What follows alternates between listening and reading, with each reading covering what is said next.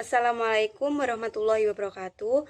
Terima kasih atas kesempatannya. Perkenalkan, nama saya Eka Dwi Sayekti, NIM 2019 710086.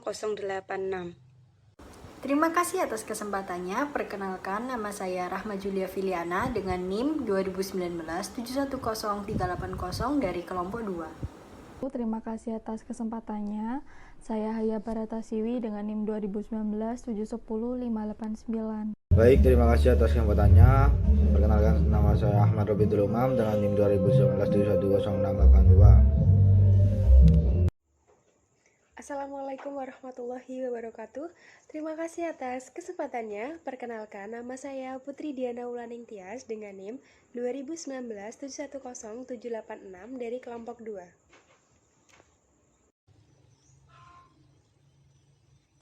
Di sini saya akan menjelaskan tentang pengertian e-bisnis. E-bisnis atau electronic business dapat diterjemahkan sebagai kegiatan ekonomi yang dilakukan secara otomatis maupun semi-otomatis dengan menggunakan sistem informasi komputer. Dari definisi lain menyatakan bahwa e-bisnis adalah mengelola bisnis di internet yang terkait dengan pembelian, penjualan, pelayanan terhadap konsumen, dan kolaborasi antar rekan bisnis. Selanjutnya, saya akan menjelaskan tentang jenis-jenis e-bisnis. E-bisnis terbagi menjadi 4 jenis, yaitu yang pertama B2B atau business to business. B2B adalah jenis bisnis yang digunakan antar perusahaan dengan perusahaan yang lainnya, baik itu pada perusahaan yang bergerak pada industri yang sama maupun yang berbeda, dan dalam kegiatan transaksinya dilakukan melalui internet. Yang kedua, B2C atau business to consumer. B2C adalah jenis perdagangan yang dilakukan secara elektronik atau oleh suatu perusahaan yang kemudian menjual produknya secara langsung kepada para pembeli. B2C akan menawarkan produk pada kualitasnya memang baik dan bagus dengan harga yang relatif lebih murah. Yang ketiga, C2C atau konsumen to konsumen. Mereka yang terlibat dalam jenis ini yaitu pelanggan, dan mereka akan menjualnya kembali kepada pelanggan yang lainnya. Yang keempat yaitu C2B atau konsumen to business. Pada jenis bisnis ini merupakan suatu jenis bisnis di mana konsumen atau pelanggan akan memberitahukan apa yang mereka perlukan. Lalu para pemasok akan saling berlomba dalam menyiapkan apa yang konsumen butuhkan pada saat ini. Di sini saya akan menjelaskan mengenai karakteristik e-bisnis dan bisnis konvensional.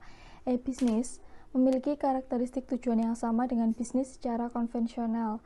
Hanya saja, pada e-bisnis memiliki cakupan yang berbeda. Bisnis mengandalkan pertemuan antar pembisnis seperti halnya rapat di tempat khusus atau sekedar untuk berkenalan dengan partner bisnis. Sedangkan e-bisnis mengandalkan media internet sebagai sarana untuk memperoleh tujuannya. Sedangkan e-bisnis sendiri memiliki 3 karakteristik fundamental, yaitu yang pertama ada validitas. Kedua, pihak dalam suatu transaksi harus dalam menyatakan keaslian identitas kedua belah pihak untuk memastikan bahwa transaksi tersebut valid dan sah. Pembeli yang tidak boleh menyampaikan pesanan yang membuat penjual harus menyediakan waktu dan sumber daya untuk memenuhi pesanan tersebut dan kemudian menolak pesanan tersebut. Sebaliknya, penjual tidak boleh dibiarkan untuk berusaha mendapat pesanan dan kemudian mengingkarinya. Yang kedua ada integritas, yaitu kedua belah pihak dalam suatu transaksi harus yakin bahwa informasi yang dipertukarkan akurat dan tidak diubah selama proses transmisi. Yang ketiga yaitu privasi. Privasi atau kerahasiaan transaksi bisnis dan informasi apapun yang dipertukarkan dalam transaksi tersebut harus disimpan dengan baik jika diinginkan oleh salah satu pihak. Selanjutnya ada kelebihan dan kekurangan menggunakan e-bisnis dengan bisnis konvensional. Kelebihan menggunakan e-bisnis terhadap perusahaan. Yang pertama yaitu lebih dikenalnya perusahaan ini di kalangan masyarakat yang akhirnya dapat memperluas pangsa pasar perusahaan. Yang kedua adanya peningkatan citra perusahaan di mata pasar. Yang ketiga, terbukanya kesempatan untuk memperoleh investor lain selain meringankan kepercayaan investor lama. Yang keempat, yaitu timbulnya sikap kecintaan produk dan loyalitas dari konsumen yang berdampak pada meningkatnya pendapatan penjualan akibat efek domino dari promosi yang dilakukan melalui website. Yang kelima, perusahaan dapat menyampaikan berbagai informasi kepada semua pihak yang berkepentingan dengan cepat, tepat, dan efisien. Yang keenam, perusahaan memperoleh kemudahan dalam memproses rekrutmen karyawan. Lalu ada kekurangan menggunakan e-bisnis terhadap perusahaan. Yang pertama ada penambahan biaya operasional untuk menjalankan teknologi ini. Lalu yang kedua, dapat terjadi di miscommunication antara manajemen perusahaan dan investor akibat kurangnya hubungan secara langsung.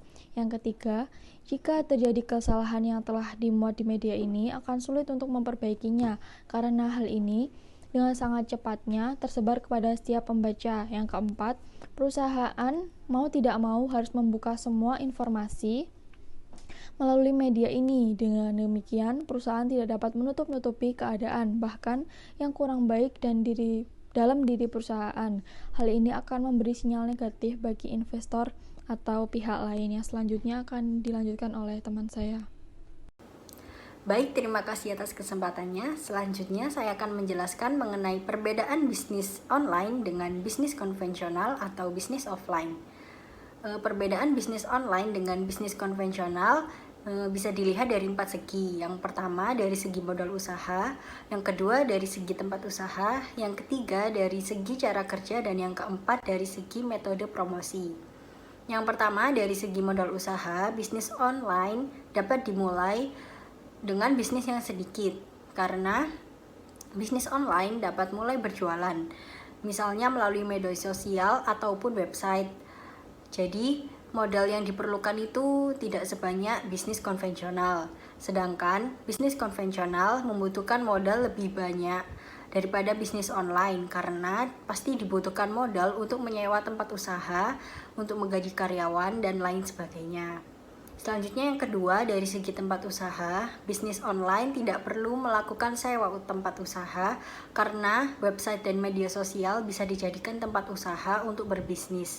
Dan proses jual belinya akan dilakukan secara online sehingga proses transaksinya lebih simpel dan lebih cepat. Sedangkan bisnis konvensional membutuhkan tempat seperti toko, ruko, atau lapak untuk menawarkan produk atau jasa tempat para konsumennya. Selanjutnya yang ketiga dari segi cara kerja.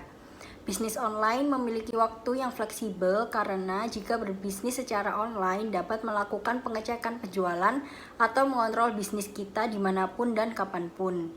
Sedangkan jika bisnis konvensional harus dilakukan di toko offline sehingga kita harus memiliki jadwal untuk datang ke toko. Dan yang terakhir dari segi metode promosi. Bisnis online akan memanfaatkan teknologi yang ada, misalnya dengan menggunakan media sosial ataupun menggunakan jasa iklan dari media sosial agar produk kita bisa lebih dikenal oleh konsumen. Sedangkan jika bisnis konvensional dilakukan dengan cara menyebar brosur ataupun promosi melalui mulut ke mulut. Sekian dari saya, terima kasih. Baik, selanjutnya saya akan menjelaskan contoh bisnis online dan konvensional. Contoh bisnis online, yang pertama blogging. Blogging adalah salah satu pilihan berbisnis. Maka hal yang pertama dilakukan adalah mencari karakter dan tema yang khas dari tulisan blog kalian. Selain itu, kalian juga bisa bekerja sama dengan brand atau bisnis lainnya, karena disitulah peluang bisnis kalian akan terbuka semakin lebar. Karena tidak sedikit pula perusahaan yang tertarik untuk menggunakan jasa kalian sebagai pengiklanan produk mereka di blog kalian. Yang kedua, menjadi dropshipper. Peluang usaha online dropshipper, cara kerjanya adalah dengan melakukan promosi produk dengan menampilkan gambar. Kemudiannya nantinya akan ada pembeli yang tertarik dan membayar. Setelah itu kalian melakukan pembayaran barang ke supplier untuk langsung dikirim barangnya ke pembeli atas nama Anda. Contoh bisnis konvensional. Yang pertama, wedding fotografi. Fotografi adalah sebuah karya seni yang dihasilkan dari gambar dan cahaya pada film, atau istilah lain dari fotografi adalah kegiatan yang menghasilkan seni yang berupa gambar atau foto melalui media cahaya dengan bantuan alat kamera. Dalam fotografi yang terutama difokuskan pada fotografi acara dan aktivitas yang berkaitan dengan pernikahan. Ini mungkin termasuk jenis fotografi potret pasangan sebelum hari pernikahan resmi, seperti sesi pertunangan pranikah. Yang kedua, angkringan. Angkringan menjadi sebuah alternatif konsumsi kebutuhan masyarakat. Keistimewaan dari usaha ini adalah tidak mengenal adanya lapisan masyarakat. Biasanya angkringan ini ada di pinggir-pinggir jalan, sehingga untuk menemukan tidak terlalu sulit. Kenapa angkringan? Karena warung ini merupakan peluang usaha dengan pasar yang tidak terbatas serta yang relatif terjangkau. Terima kasih. Baik, di sini saya akan menjelaskan mengenai pengaruh e-bisnis atau online bisnis terhadap praktik bisnis. E-bisnis atau online bisnis merupakan suatu bidang yang masih dalam tahap pengembangan dan akan terus berjalan sesuai dengan perkembangan revolusi industri. E-bisnis dalam pemanfaatannya banyak digunakan sebagai praktik bisnis. Ada beberapa kategori yang perkembangannya berpengaruh terhadap praktik bisnis, yakni perkembangan dari direct marketing atau berkomunikasi secara langsung menjadi indirect marketing atau berkomunikasi secara tidak langsung dengan memanfaatkan berbagai macam sosial media untuk mempromosikan produk. Selain itu juga memudahkan untuk melakukan promosi pemasaran dengan jangkauan yang lebih luas serta dapat menekankan biaya promosi dan dapat memberikan pelayanan yang responsif sehingga nantinya customer atau pelanggan mendapatkan informasi secara detail, cepat, dan secara online. Oke, dalam hal ini, e-bisnis juga mengubah mindset, khususnya para startup bisnis, untuk terus berinovasi, meningkatkan kompetensi, komitmen, kreativitas, dan fleksibilitas pekerja untuk dapat survive dan berkembang. Oleh karena itu, dengan adanya e-bisnis, sebuah organisasi harus dibekali dengan knowledge-based worker yang mampu bereksperimen dengan produk, jasa, maupun proses yang baru sehingga dapat mengelola perubahan secara strategik karena akan banyak peralihan dari sistem fungsional yang meliputi produksi, keuangan, pemasaran, dan sumber daya manusia yang menuntut untuk mampu menguasai sistem informasi dan teknologi yang terus berkembang.